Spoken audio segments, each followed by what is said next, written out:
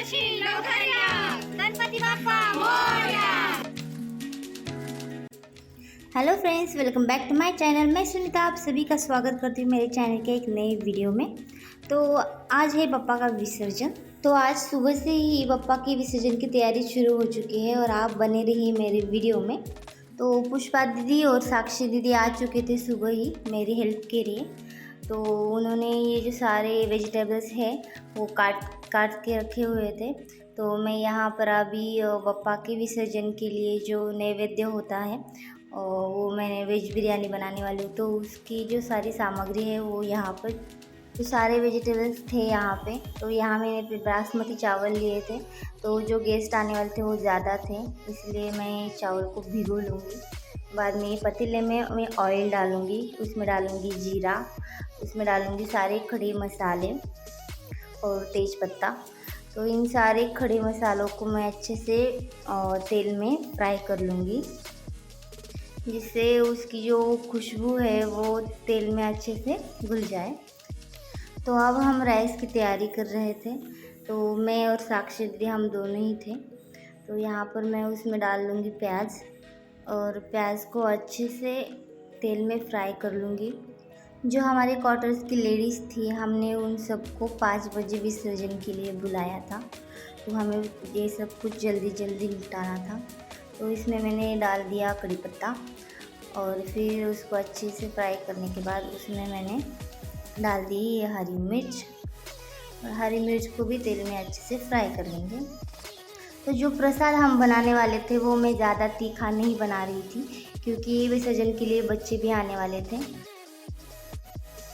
जो मिर्च थी उसे फ्राई करने के बाद उसमें मैंने अदरक लहसुन का पेस्ट डाल दिया। उसको मैंने अच्छे से तेल में भून लिया। उसके बाद उसमें डाल ली मैंने मूंगफली। वो मूंगफली भी अच्छे से फ्राई हो चुकी थी। इसके बाद मैंने उसमें डाल दिए टमाटर को भी अच्छे से तेल में फ्राई कर लिया।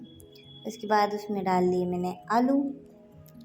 तो ये जो सारे वेजिटेबल्स थे वो दीदी ने, साक्षी दीदी ने और पुष्पा दीदी ने मिलकर कट करके रखे हुए थे। तो मुझे बहुत ज़्यादा हेल्प हुई उनकी। तो उसमें मैंने गाजर और मटर डाल दिए। उन सारी चीज़ों को मैंने अच्छे से तेल में फ्राई कर दिया। तो ये जो सारे वेजिटेबल्स थे तो उन्हें अच्छे से ऑयल में फ्राई करना ज़रूरी था। तो उसके बाद मैं उस पर रख दूँगी ढक्कन और अच्छे से उसे फ्राई होने दूँगी। तो ये अच्छे से सब्जियां पूरी फ्राई हो चुकी थी। तो अब बारी थी उसमें सारी मसाले ऐड करने की। तो सबसे पहले मैंने इसमें डाली हल्दी, उसके बाद डाली लाल मिर्च, फिर उसमें डाला मैंने गरम मसाला और फिर उसमें मैंने 2 पैकेट डाल दिए शाही बिरयानी मसाला के। और फिर उसको कर देंगे अच्छे से हम मिक्स। और थोड़ी देर बाद उसमें मैं डालूँगी मूंग की दाल। तो इससे जो हमारी राइस है उसका टेस्ट एकदम अच्छा आएगा। तो उन सबको थोड़ी देर भूनने के बाद मैं उसमें डाल दूँगी ये चावल जो हमने भिगो कर रखे हुए थे। तो इन सबको अब हम कर देंगे मिक्स। तो मिक्स करते टाइम हमें इसे अच्छे से और हल्के हाथों से मिक्स करना है, क्योंकि जो चावल है बासमती चावल वो भिगाए हुए हैं तो जो है वो टूट सकते हैं। तो ये मैं यहाँ पे आराम से मिक्स कर रही थी। तो ये सब अच्छे से मिक्स हो चुके हैं। अब बारी है इसमें पानी ऐड करने की।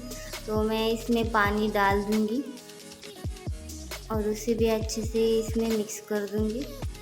तो सारी जो चीज़ें हैं वो हल्के हाथों से हमें मिक्स करनी है, जिससे जो चावल है वो टूटे ना।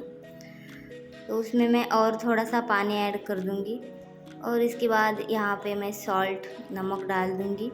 जो नमक है वो मैं चावल के हिसाब से डालूँगी। तो अभी इन सबको कर देंगे हम मिक्स और ढक्कन लगा के पकने देंगे। तो अब हो गया है मेरा घर का सारा काम और जो प्रसाद था वो भी तैयार हो चुका है। जो साफ़ सफाई थी वो भी मैंने घर की सारी कर ली है और गेस्ट आने भी शुरू हो चुके हैं। तो अब बारी है मेरी तैयार होने की। तो मैं तैयार होके आती हूँ, वेट एंड वॉच। तो ये हो चुकी मैं तैयार। तो यहाँ पर हमने कर दी थी आरती की तैयारी शुरू, क्योंकि सारे गेस्ट जो है वो आ चुके थे और बारिश भी बाहर हो चुकी थी, तो कुछ गेस्ट आ चुके थे और कुछ बाकी थे। तो जिस दिन गणेश जी हम घर लाने वाले थे उस दिन भी बारिश हुई थी, और जिस दिन गणेश जी घर से जा रहे हैं उस दिन भी बारिश हो रही थी। तो आरती के पहले की जो भी गणेश जी की विधि थी वो मैंने पूरी कर ली थी। अब बारी थी गणेश जी की आरती करने की। तो यहाँ पर मैंने आरती शुरू कर दी। तो आप सोच रहे होंगे कि मैं अकेले ही यहाँ पे आरती क्यों कर रही हूँ। तो रीज़न ये था कि फौजी जी घर पे नहीं थे, क्योंकि वही उनका एक ही रीज़न था कि उनको बहुत ज़्यादा काम था। तो इस बार भी वो नहीं थे, तो इनकी जगह पर मैं और गौरी मेरी जो बेटी थी हम दोनों आरती कर रहे थे। बहुत बुरा लग रहा था कि कम से कम आज के दिन तो वो होने चाहिए थे, पर उनको कॉल आ गया और ज़्यादा काम होने की वजह से उनको जाना पड़ा। तो इसलिए ये सारी हमारी क्वार्टर्स की लेडीज़ थी जो आरती के लिए आई थी।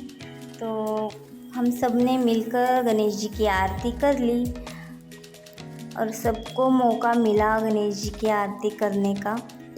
आर्मी सोल्जर की लाइफ हम जितना समझते हैं ना उतनी सिंपल नहीं होती है, क्योंकि कोई भी त्यौहार हो फैमिली से पहले उनको उनका काम इम्पोर्टेंट होता है ज़्यादा, उनके बाद फैमिली आती है। तो यहाँ पर हम सब ने आरती कर ली।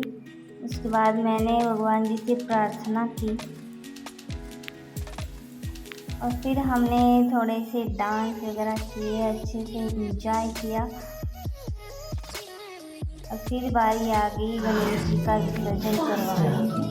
तो हम जो लेडीज थे गणेश के पास में हाथ लगाए, गणेश जी को हम लगाया और हम चले गणेश जी को घर से बाहर लेके।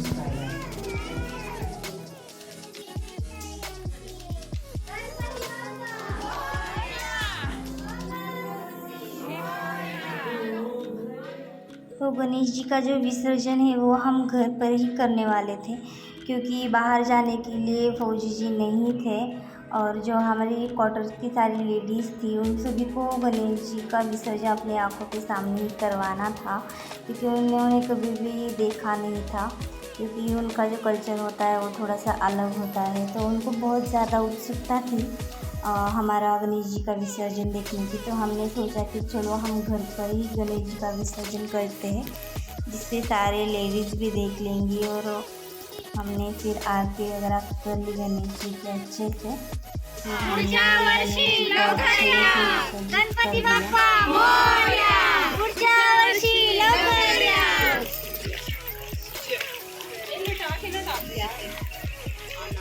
तो जो गणेश जी का विसर्जन था वो मैंने फ़र्स्ट टाइम ही किया था, तो मुझे भी इतना उसका कुछ नॉलेज नहीं था। तो फिर भी जो महाराष्ट्र की हमारी लेडीज़ वगैरह थी मैंने उनसे भी पूछा और फिर हम सब ने मिलकर गणेश जी का विसर्जन कर दिया। और अगर फिर भी इसमें कुछ भूल चूक हो भी गई होगी तो गणेश जी अपने बच्चों को तो माफ़ कर ही देंगे। तो हम सब ने गणेश जी का अच्छे से विसर्जन कर दिया। तो अब बारी थी सबको प्रसाद देने की।